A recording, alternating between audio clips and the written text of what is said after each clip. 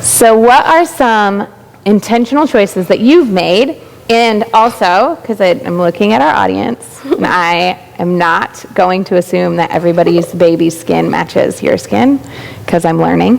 But I assume that there are some white moms and dads of white children in this audience. So what are some choices that you've made? And then what are some choices that you would tell me to make?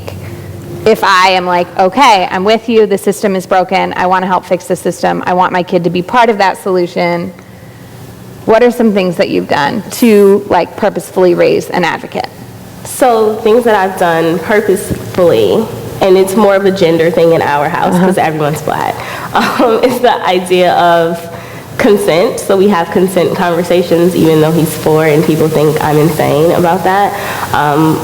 We started using that all the time, that he started saying it. Like, what's my word? I forget. We are all in charge of our own bodies. I told Abby maybe 3 months ago that I was struggling with the right language for him to understand. And so that's the rule. If someone doesn't want to be touched, you cannot touch them. If we say stop, this is my body, you're not allowed to touch it. And I told him that he's supposed to recognize that in his friends. So if he's at school and he sees someone playing roughly, to say, I don't think that person likes that. Like, don't touch them. Or, I don't like that. Don't touch me. So that's one thing that I've been doing, but also making sure that I'm diversifying things in the house for him. Making sure that I read books to him that have girls, that feature girls doing more than cleaning a house or being the mommy. And he already sees that because he sees me and my friends, and his aunt, his aunt's a doctor, so he already knows that women do all these amazing things, but he also has this idea of like, well, you're a girl and that's just what girls do, and no. So we kind of have that talk a lot. What I've suggested to my friends who are white, who ask me this question, is to diversify your kids' toys. So one thing I always say is, go look through your kids' toys. This is actually an assignment in the class. So they have to go look through their kids' toys and see how many of their kids' toys reflect another culture or another ethnicity in some way. They have to do the same thing with the books. And then they have to figure out how to change that. And not just figure it out alone, obviously, because there's all these amazing book lists that I give people, these are books that you can add to your collection. In that regard. And also, and I think this is really, really important, is when you feature children of color in books, make sure that you are featuring them doing normal things that white children do. So walking their dog, going on an adventure. The historical things are really important, and I am a huge advocate of that. I have what I call a black shelf for Braxton at home. That's just books that are all about black history, not necessarily just because they feature a black character. And even when you talk to them about black history or history in general, I talk to him about people fighting back. So I mean, he's 4, so we haven't gotten into the horrors of slavery, but I'm not gonna sugarcoat that when it becomes time for the discussion. But what I am gonna make sure right now is that every book that he has about civil rights or about slavery, the protagonist is fighting back. They're saying, I'm not okay with this. This is not how this goes. And so I'm hoping that this trickles into him and he knows that if something's not right, I'm supposed to fight back. I'm supposed to stand up for myself or for other people. Yeah, so one of the things that I'm working through in my house, right, is that how do I teach my daughters about being white, right, especially black history, and because my kids go to a predominantly black school, it's not just during February that we're talking about black history. It's like a lot at our house. And one of the things that I'm working through with them is I don't want them to internalize like, white people are the problem, right? I mean, I want them to know like, this happened, right? The systems that set up are here to benefit you, and they were set up by white people. But I found a couple of books that are about white people being allies. Yes, I was going to say. So show them the books where the white person is, even if it's a book about civil rights and it's not necessarily about a white person specifically, show them on those pages. So every single book about the civil rights movement features or says something about this movement being more than just black people, and show them that and say, like, do you want to be this face, or do you want to be the face that's oppressing someone? So which side do you want to be on? Like, do you want to be the helper or the person who hurts? So look through our toys, look through our books.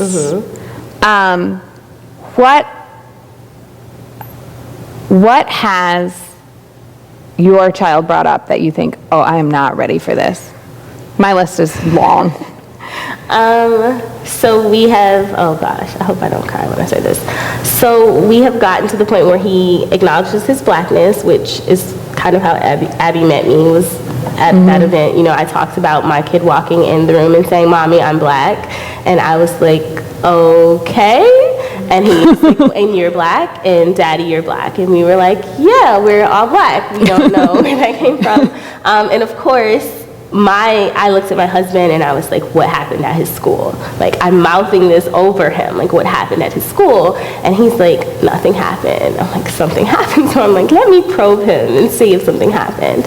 And he was like, he came back and he goes, "Mommy, I'm black, but my friend H he's white." And I was like, I know this. And I'm getting more paranoid. And he goes, "But we can play together because Martin Luther King." And I was like, oh, the book. Like, it was MLK Day. So we had been reading all these books about Martin Luther King, and he was like processing that. And that's how he came back to tell me.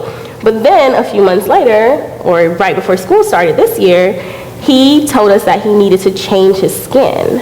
So he's watching this show, I think it's like Hot Wheels or something, and he's like, I have to change my skin so I can be this character. And we're like, wait, what? And he's like, I have to be white. And I was like, no, you're pretending. It doesn't matter what color. And he's like, no, I have to be white, Mommy. I have to change my skin.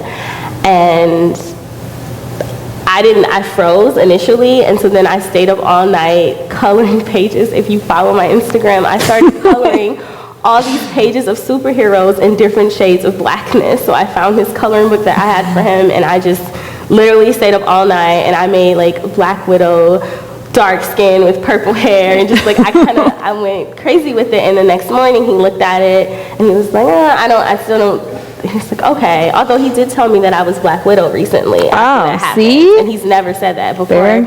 Yeah, it's getting in there. It's getting in there. And I also, he's the only black boy in his class, and has been, and that's come up, and it came up for summer camp.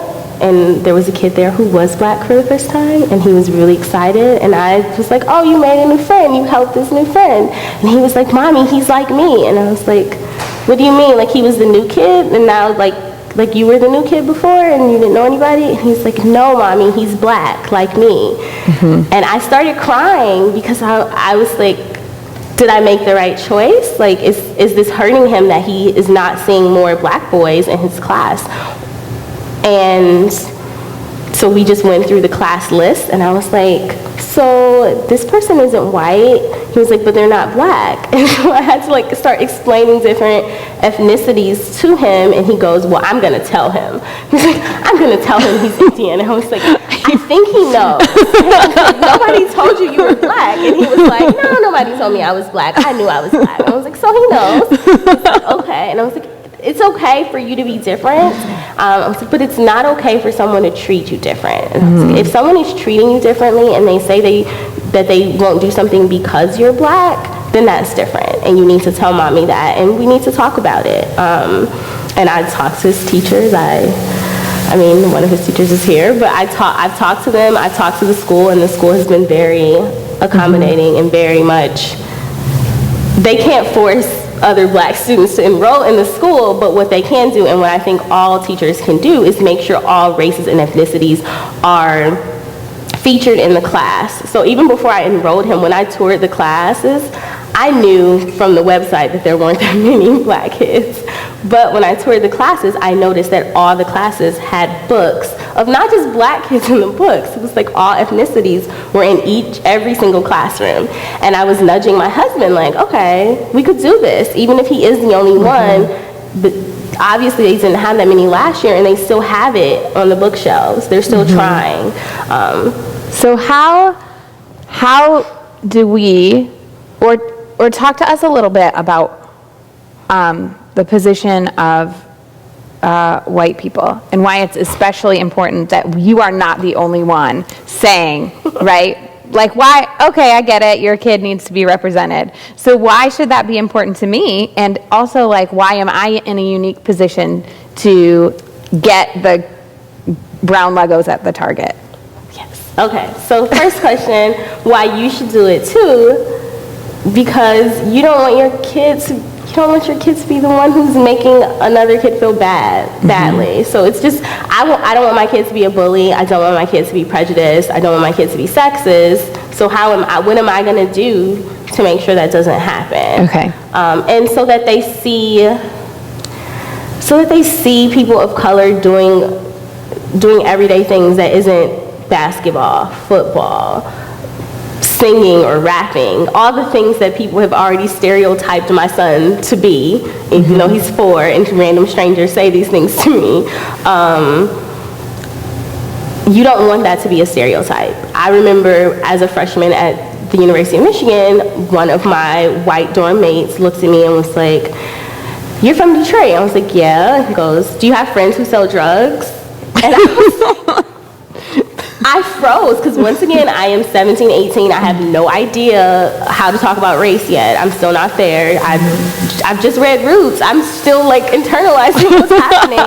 And before I could say anything, one of the other white people in the hall said, she looked him dead in the eye and she was like, "That was racist. Like, don't say that to her." She's like, "Why didn't you ask any of us if we have friends who sell drugs?" She was like, "And further, you're from California, so I'm sure you have more people who like."